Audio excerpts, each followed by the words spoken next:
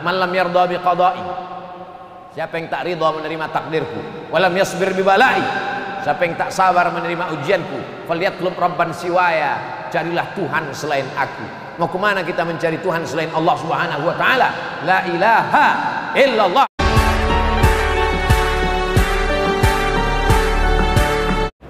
Adapun hadis yang akan kita kaji malam ini adalah inna mimma yalhaqul mu'min min amalihi wa hasanatihi ba'da mautihi, di antara amal yang tetap menyertai seorang mukmin walaupun dia sudah mati, dicabut malaikat maut nyawanya, masuk dia ke liang lahat, dimakan cacing tanah, tapi amalnya tetap mengalir.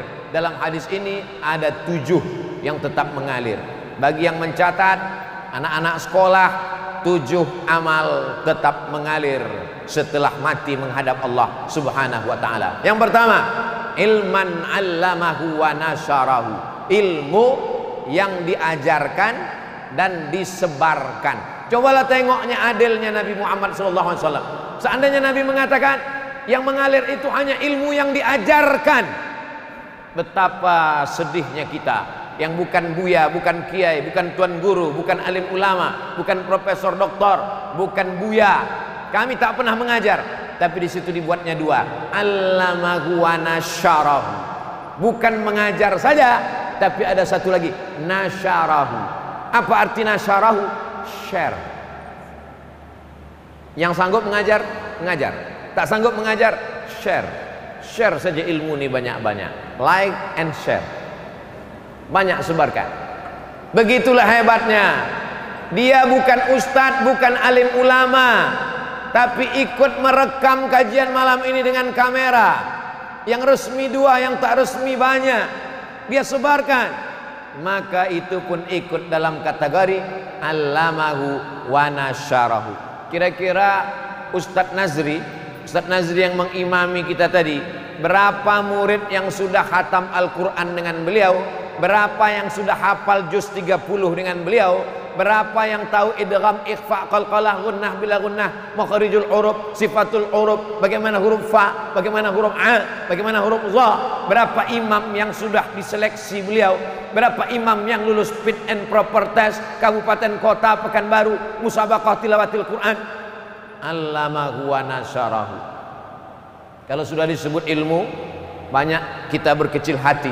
Kami ini hanya ibu rumah tangga Pak Ustadz, kami ini hanya emak-emak Pak Ustadz. Apa yang bisa kami ajarkan Pak Ustadz? Suatu ketika saya sedang di sekolah SD saya dekat masjid. Pas azan zuhur, hayya 'alas shalah, kata muazin. Guru bertanya, apa jawab hayya 'alas shalah? Tak ada satupun di kelas yang bisa menjawab. Apa jawab kalau muazin hayya 'alas shalah? Saya angkat tangan. Saya ibu, Abdul Somad, apa jawabnya? La haula wala quwata illa billah. Siapa yang ngajar kamu? Emak di dapur sambil mengacau gulai. Yang mak dulu kecil mengacau gulai, kita jalan main-main bawa pisau motong-motong, kentang motong-motong. Nanti kalau dengar la hayya 'alas shalah, hayya 'alal falah, sambut la haula wala quwata illa billah. Betapa ibu. Hari ini setiap saya mengajar la haula wala quwata illa billah, kalau kamu mendengar azan, sambutlah seperti yang diucapkan muazzin. Allahu Akbar sama, asyhadu alla ilaha illallah sama, asyhadu anna Muhammadar Rasulullah sama.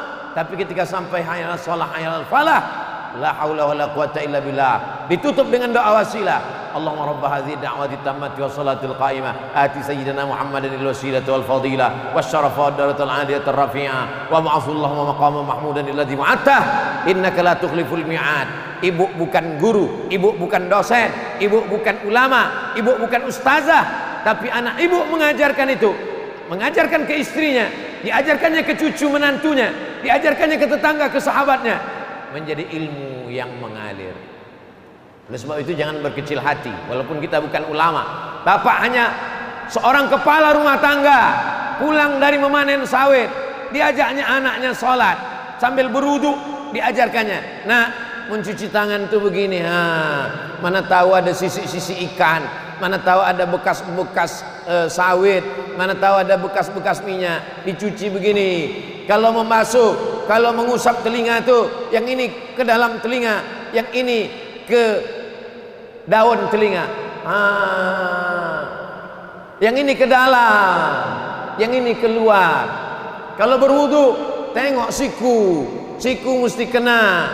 Tengok siku, selah tangan mesti digosok, jangan sampai tak kena air. Sepele, tapi satu hari berapa kali dia berwudu? Wudu subuh, wudu duha, wudu zuhur, wudu asar, wudu maghrib, wudu isya, wudu tahajud, mengalir pahalanya. La tahqiranna minal ma'rufi syai'a. Jangan pernah kau sepelekan walaupun amal kau kecil. Jangan bandingkan amal kita dengan Dr. Mawardi Muhammad Saleh. Jauh, tak bisa. Dia 13 tahun di Madinah, mengigaunya pun bahasa Arab. Capek kita kalau mau ikut itu. Mau berapa kitab usul fikih mau kita kaji, payah. Yang ringan-ringan saja, yang simple-simple saja, yang sepele-sepele saja. Wailun lil aqab, celaka, celaka, tumit. Tumit ini celaka. Kenapa tumit celaka? Karena tumit tak kena air. Ketika berwudu, keran air dihidupkan, kena ujung, tumit tak kena. Diajarkan, tumit mesti kena. Celah-celah kaki masukkan kelingking, mesti kena. Sepele, remeh-temeh. Tapi berapa banyak orang tak sah solatnya hanya gara-gara tidak sempurna wudunya. Bapak mengajarkan anak kencing jongkok, kakinya ditekuk, supaya apa? Supaya kantong air seni, air kencingnya kempis, habis keluar semua, menetes, setetes dua tetes, batal wudunya, batal sholatnya. Sepele, remeh-temeh, tapi dia menjadi amal jariah. Maka yang pertama yang bisa menyertai kita walaupun sudah mati, ilman allamahu wa nasyarahu. Yang kedua, waladan sholihan tarakahu, anak yang soleh. Anak soleh. Kenapa anak nomor 2? Karena banyak orang tak punya anak, berkecil hati, dihibur Allah Ta'ala. Kau boleh tak punya anak, tapi kau punya ilmu. Kau boleh tak punya anak, tapi kau punya buku. Kau boleh tak punya anak, tapi kau punya kitab. Maka ada ulama namanya Syekh Abdul Fattah Abu Ghuddah, menulis kitab Al-Ulama Al-Uzzab Alladzina Atharul Ilma Ala Zawaj. Ulama-ulama yang seumur hidupnya tak menikah karena lebih mengutamakan ilmu daripada menikah. Di antaranya Imam Nawawi. Sekarang orang kalau membaca kitab Al-Azkar, Imam Nawawi. Riyadhus Shalihin, Imam Nawawi. Raudhatul Talibin wa Umdatul Muftin, Imam Nawawi. Baca Sahih Muslim, tak paham isinya, baca syarahnya Al-Minhaj, syarah Sahih Muslim Ibn Al-Hajjaj, Imam Nawawi. Membaca kitab fikih, fikih dari sejak masa Imam Syafi'i tahun 204, Imam Syafi'i abad ketiga, abad keempat, abad kelima, abad keenam, abad ketujuh, 500 tahun mazhab Syafi'i berkembang macam-macam. Datang seorang ulama, direvisinya mazhab Syafi'i. Pendapat yang dhaif dia buang, pendapat yang bagus dia ambil. Maka ditahzibnya mazhab Syafi'i, ditulisnya kitab Al-Majmu' Syarah Al-Muhadzab yang ditulis oleh Imam Nawawi, meninggal tahun 676. Jarak dia dengan Imam Syafi'i 204 ke 676, 204, 3, 4, 5, 6, hampir 500 tahun jarak dari Imam Syafi'i kepada Imam Nawawi. Imam Nawawi tak punya anak, tapi sampai hari ini nama Nawawi tetap disebut orang di berbagai negeri, dari mulai Mesir. Jangan berkecil hati tak punya anak. Ini berapa banyak orang meneteskan air mata mengadu, "Buya, saya tak punya anak." Kenapa tak punya anak? Belum nikah. Nah, nikahlah. Ilman 'allamahu wa nasyarahu. Yang kedua, waladan salihan tarakahu. Begitu hebatnya Nabi SAW.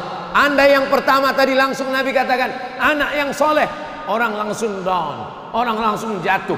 Nabi hibur, ilmu dulu. Karena ilmu semua orang bisa berilmu, tapi anak tak semua orang bisa punya anak. Maka yang sudah punya anak alhamdulillah, yang belum punya anak al-kasbu wal ikhtiar. Ikhtiar, makan kurma muda, makan jus toge, makan pokat, makan semangka, makan kacang tanah, kacang hijau, kacang merah, kacang segala kacang dimakan. Tak ada yang sulit bagi Allah. Innama amruhu idza arada syai'an ayyakula lahu kun fayakun. Semua orang mengatakan istrinya sudah mandul, tak akan mungkin punya anak. Diponis orang sekampung. mengatakan mandul, tak akan mungkin punya anak. Apa yang terjadi? Umur 99 tahun, Ibrahim alaihissalam mengandung istrinya Hajar. Hajar mengandung, melahirkan anak Ismail, umurnya 86 tahun. 86 tambah 13 tahun umur Nabi Ismail, lahirlah Ishak dari istri tua yang sudah divonis tak akan mungkin punya anak, bisa punya anak. Oleh sebab itu jangan pernah berkecil hati. Allah Ta'ala punya kuasa. Kalau sudah tua tak juga punya anak, husnuzan sama Allah. Mungkin kalau kau punya anak, anak itu pula menyebabkan kau masuk neraka karena dia sabu-sabu, narkoba, LGBT, perbuatan virus HIV/AIDS, melakukan perbuatan umat Nabi Lut, macam-macam. Husnuzan kepada Allah. Ada yang lebih tinggi makomnya daripada sholat tarawih, ada yang lebih hebat daripada sholat tahajud, ada yang lebih hebat daripada jihad fisabilillah. Apa dia? Ridho, menerima ketetapan Allah Subhanahu wa taala. Nikah sudah, makan obat sudah, pijat refleksi sudah, segala totok sudah, berbagai macam usaha sudah, tak juga menghasilkan. Berarti Allah ingin menempatkan engkau lebih hebat dari punya anak soleh. Apa dia? Ridho, menerima ketetapan Allah Subhanahu wa taala. Man lam yarda bi qada'i, siapa yang tak ridho menerima takdirku, walam yasbir bi bala'i, siapa yang tak sabar menerima ujianku, falyatlub rabban siwaya, carilah Tuhan selain aku. Mau kemana kita mencari Tuhan selain Allah Subhanahu wa taala? La ilaha illallah, la ma'budu bihaqqin illallah. Tak ada yang berhak sebenar-benar disembah kecuali Allah Subhanahu wa taala.